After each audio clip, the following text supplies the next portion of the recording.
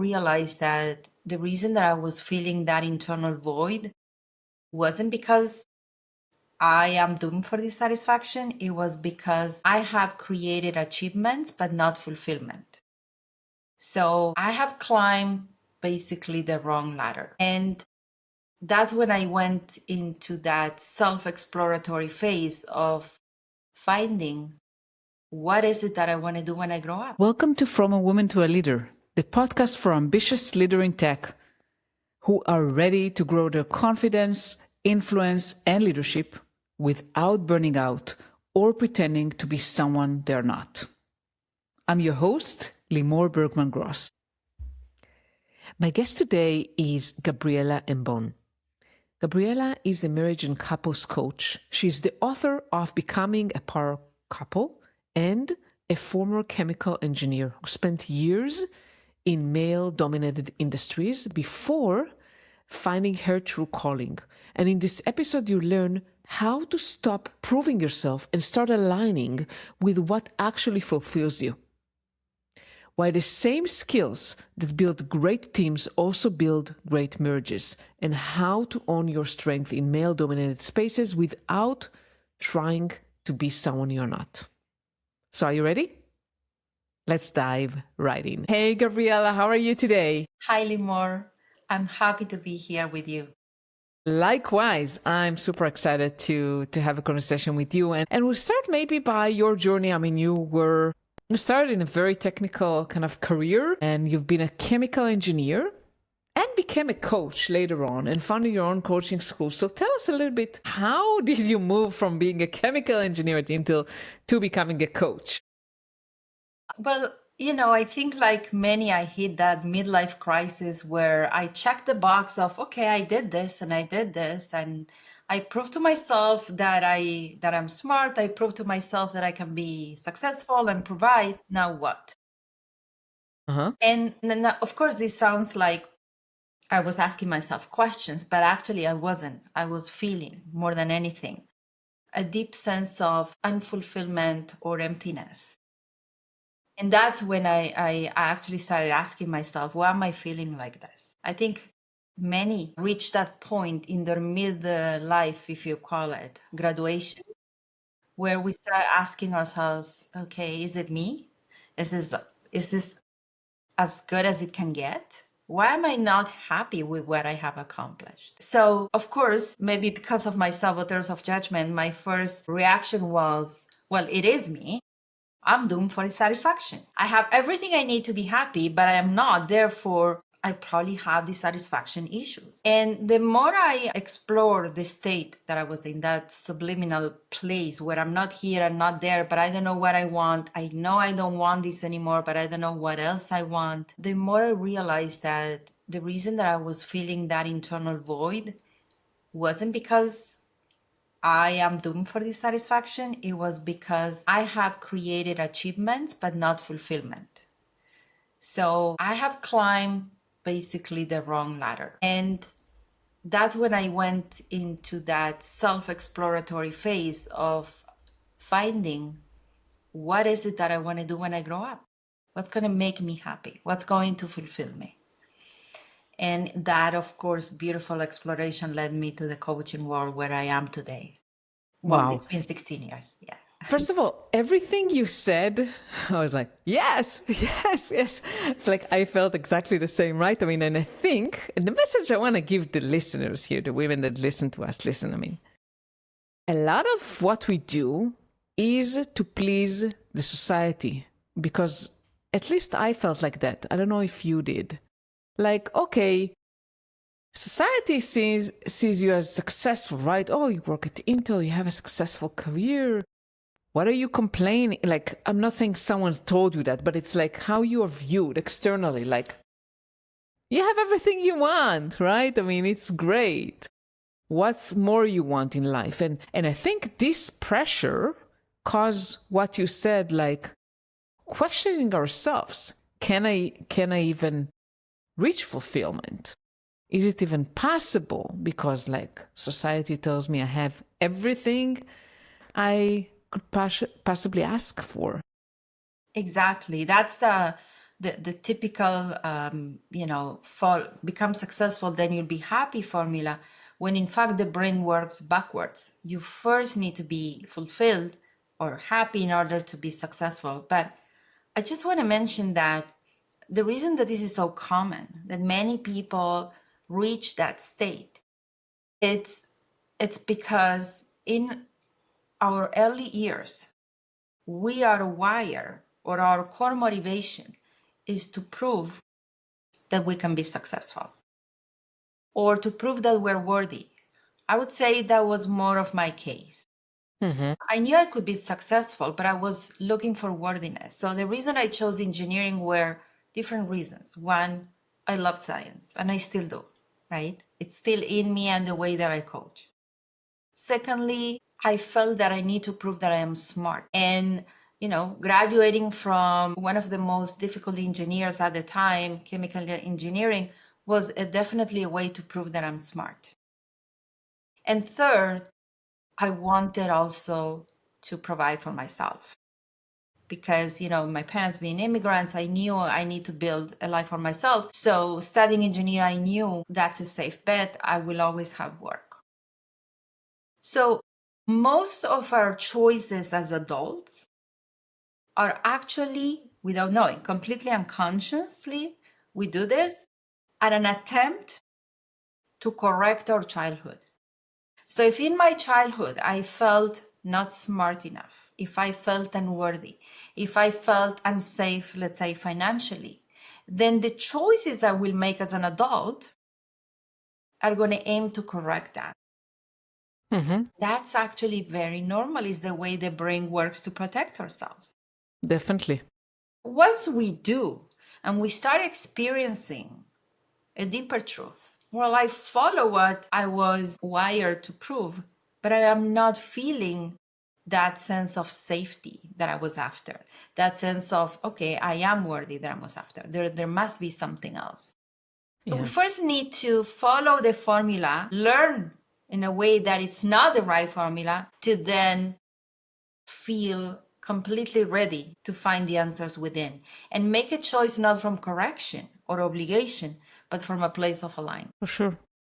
And tell us a little bit about how you went about living a stable engineering career to following your calling. How this transition looked like for you? For me, the transition was gradual because I had also moved to Canada.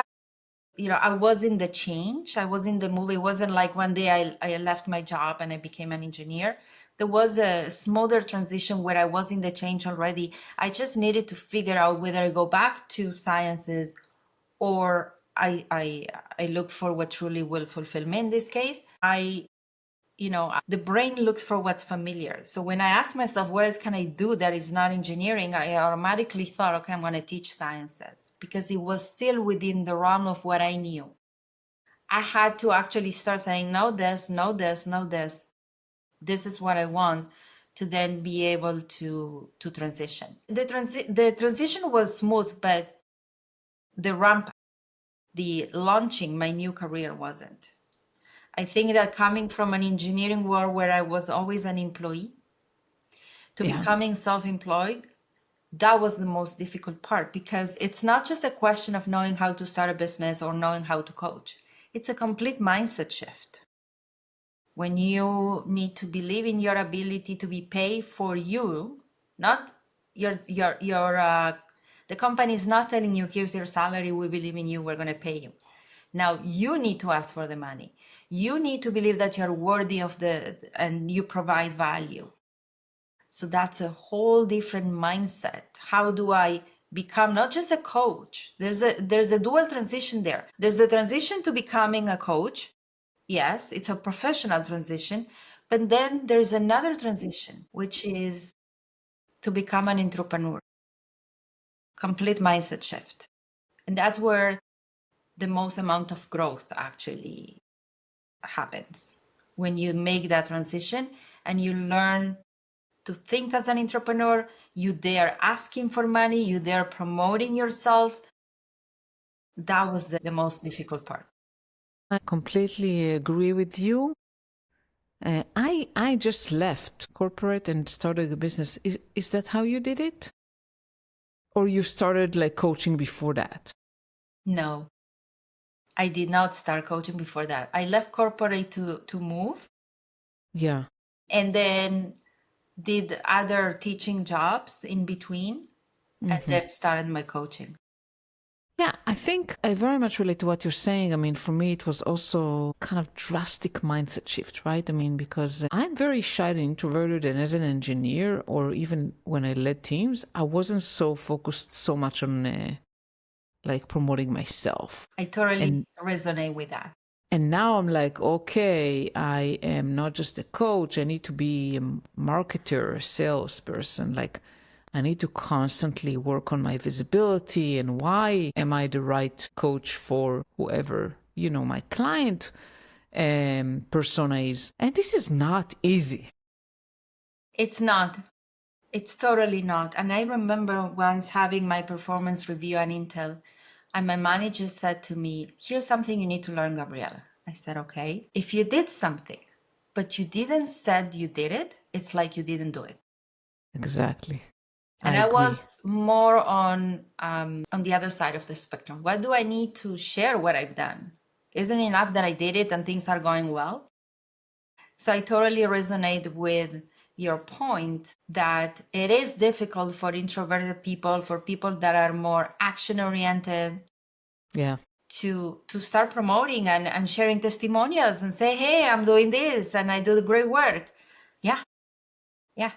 I Lots of would growth. say, yeah, I would say the message to everyone listening, you can do it.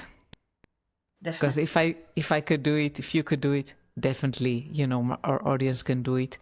And I would recommend our listeners to start practicing selling yourself when you're Wherever still you are. employed. Yeah. Yeah. Practice those skills. Exactly. Exactly. Because those are going to serve you regardless, right? If you're an entrepreneur or an employee. Exactly. The type of, when we say selling yourself, I know coaches, that word doesn't sit very well with them. So I prefer reframing this with educate people on either what you're doing or what you learn by doing. So it's not, hey, I'm so good, I did this, but it's more education based marketing, right? Okay, Yeah, this definitely. I is didn't mean that I yeah, would yeah. shove someone in their face, No, hey, no, no, I understand. buy from me. But what I meant is like being intentional about, yeah, you need to put yourself out there so people will know who you are and what value you can bring them. Exactly. Share value, case studies. This person was here, now they're there, or this is where the project was, this is what we did, this is where we are. That's actually a softer way, exactly, of promoting yourself. And I think it's such an important skill because you're actually sharing values. So the knowledge doesn't stay with you. Yeah.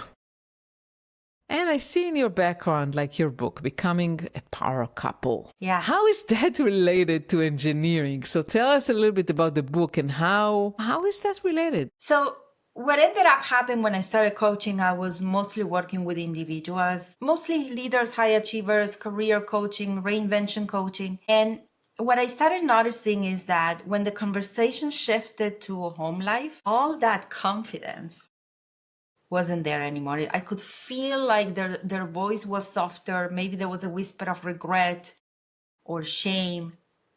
And I realized that as confident as these people felt at work, as uncertain as they felt at home, and almost like clueless. So I started offering coaching for relationships. Not everybody had a great example. We don't grow up with a mindset that you have to do marriage development. We grow up knowing we do career development, business development, but nobody talks about marriage development. It's almost like the moment you say yes or I do, it's where it ends. But it's actually just the beginning. How do you grow it? I mean, so many books about parenting. It's not just about giving birth. How do you raise a child? Well, how do you grow a marriage? So I started offering advice and coaching, um, building on my own experience. I've been married for 27 years. And I realized that the more I share, the more people need it and want it. So I decided to take on more certifications for relationship coaching and learn more on the subject, and started working also with couples, not just individuals. And then about 2 years ago, I I have created this framework, which is my brain baby, okay, on how to engineer, because with intention, with vision, with tactics, with strategy, how to engineer a legendary marriage. And I decided to put it in a book. So the entire book is based on the 4 pillars framework to engineer a legendary marriage. And why or how is that related? I would say not why, but maybe how is that related to career? I won't necessarily talk about relationship coaching unless the person is requesting that.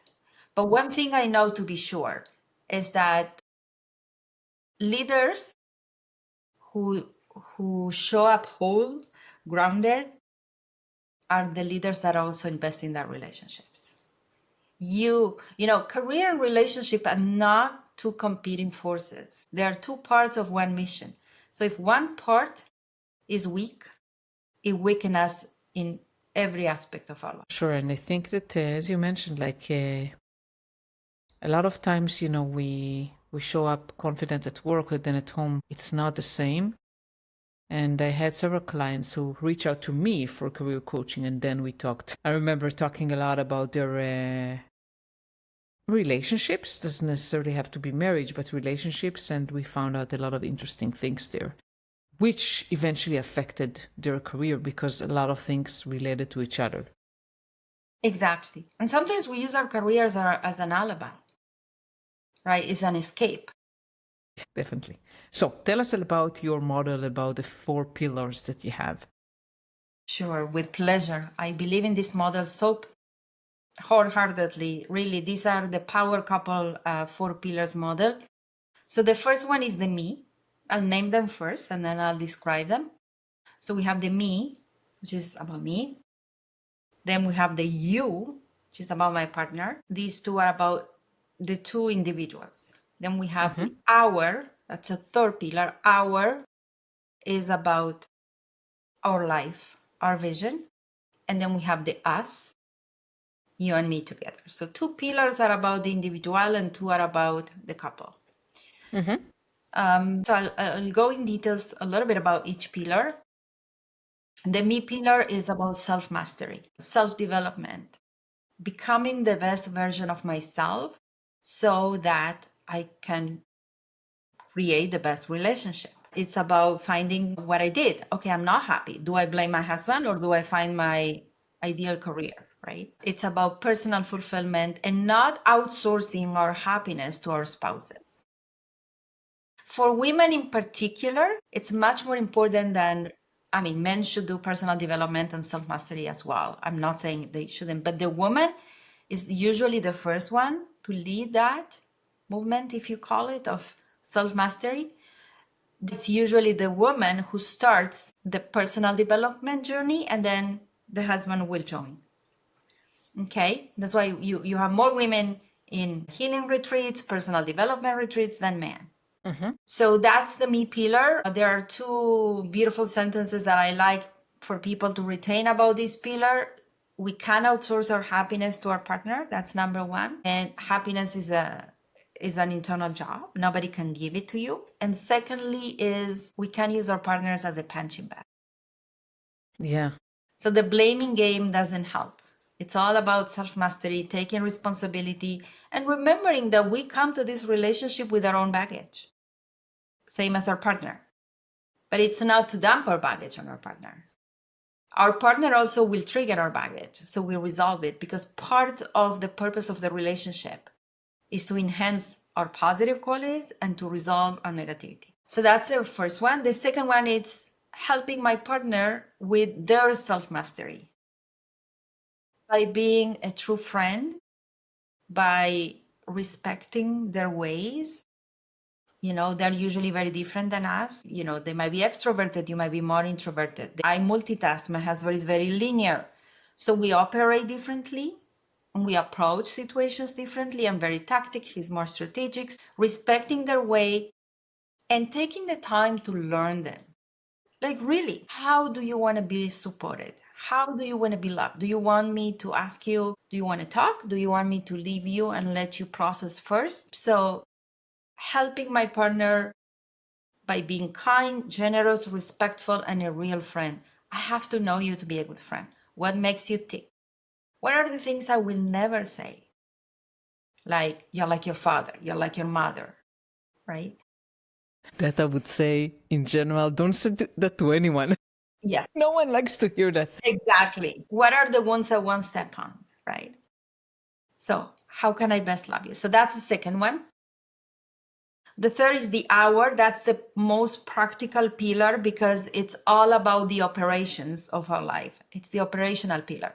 How do we operate this entity in which we both are co-founders? If you want to call it, look at it as a marriage, we're co-founders. We have a common vision, but everybody has their roles and responsibilities. How do we create smoothness in the operations? It's our life, our vision, our children, our money, our day to day. And I always say, don't forget the three C's in the our pillar: communication, coordination, and collaboration. That's the practical side. The operational, there are operational rituals that bring smoothness, same as you have at work. When I work for Intel, we have morning pass down, we have weekly planning meeting. These are operational rituals to create coherency so we can communicate and collaborate. And then the last one is the us. That's the intimacy at every level. There are 8 levels of intimacy, and it's that pure sacred unity when there's nothing between you and your spouse.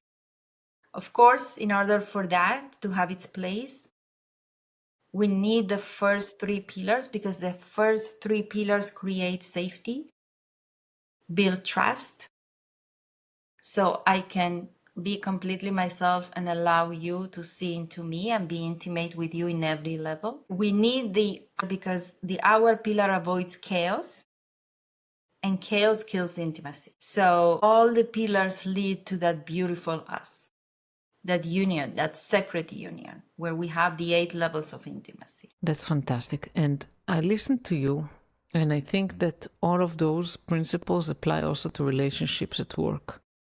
I mean, obviously at work, you don't create intimacy as with your partner, but still, like No, taking HR care will of get you. involved if you do.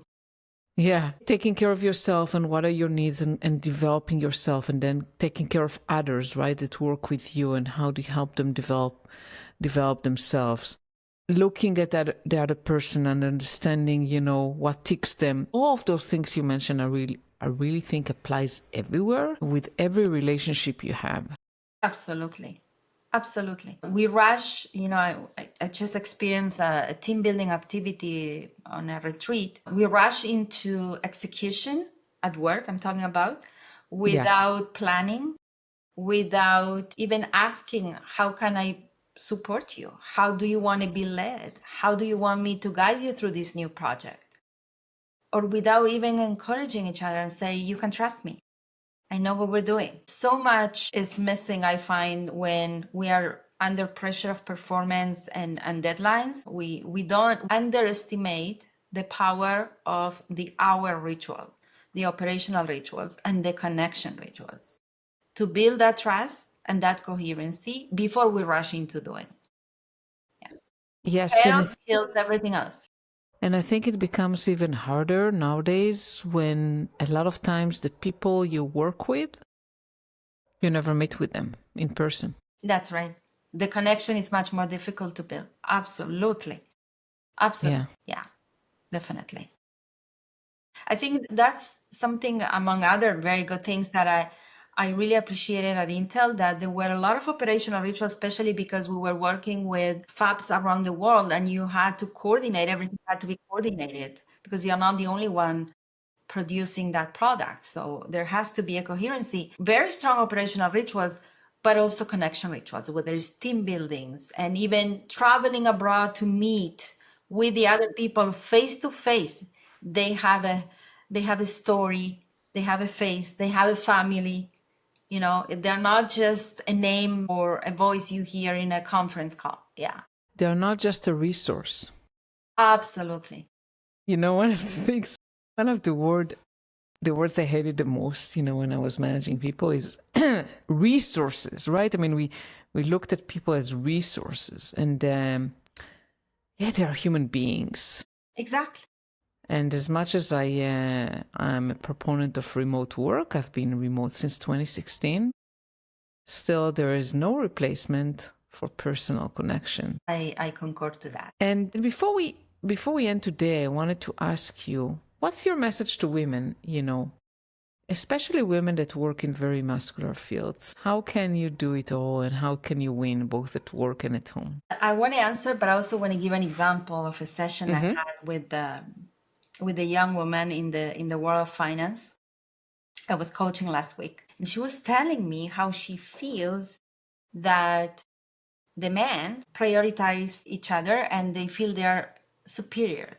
She says, I have a boss, he's a man. I can see how he's so friendly with the other men and he's correct with me. And she said it makes me feel like because I'm a woman, I'm less. So I asked her, if your boss was a woman and she would have more affinity with your colleagues, would you still say it's because I'm a woman? Will it still bother you?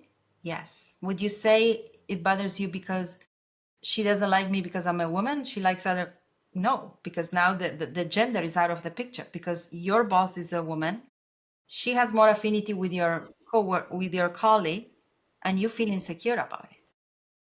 So I said, so could it be that you blame your insecurity, the fact that your boss has affinity with a colleague, and it happens to be that they're both men? You blame it on gender, when in fact, what bothers you is that you don't have that relationship with your boss? Maybe it's easier for us to blame it on gender because otherwise it means that I'm the issue. If I blame it is because I'm a woman, then it's not personal. So I told her, you will be hurt also if your boss was a woman talking to someone else. So I find that many times we can do that. We can play the gender card. It's almost like the ego protects itself. Interesting. I mean, on one hand, I hear you, and definitely, I know we have a part of this, right? About how we see ourselves, our self-confidence, our self-esteem in our relationship, and how much we invest in building the right trust and relationships. On the other hand, there is still bias. And I'm not saying in your client case there was a bias, but there is still bias. We cannot just say it doesn't exist. And I think it's about combination, right? Exactly. I mean, I think when a woman comes with the feeling that she's less worthy, and I've been there, believe me, it shows without words. And eventually it leads to the reality that she's considered less worthy because that's what she radiates. So I think it's a combination of both. I started my career in a more male-dominated industry than Intel. And I think that it worked well because I did not try to be like a man. I just was, I'm going to win with my strength, not with trying to be something I'm not. So that ability to manage male and female energy, I believe, is our secret power as women. So I think that was that secret, knowing that I can do anything and everything if I learn how to work with my polarity, when to be more in the male, when to be more in the female. Yeah, definitely. So it's been very fascinating, Gabriela, and I guess women want to, or our listeners want to know more about you. Where can they find you? They can find me on LinkedIn with my name, Gabriela Embon. And if they want to check the book and my website, it's gabrielaembon.com. Perfect. I'll put both links in the show notes. And thank you so much for an insightful conversation. Thank you, Limor. It was a pleasure. Thank you for having me. Thank you so much for listening to the episode. I hope it was valuable for you. Don't forget to subscribe to the podcast on your favorite podcasting platform and share it with any woman who needs to hear it.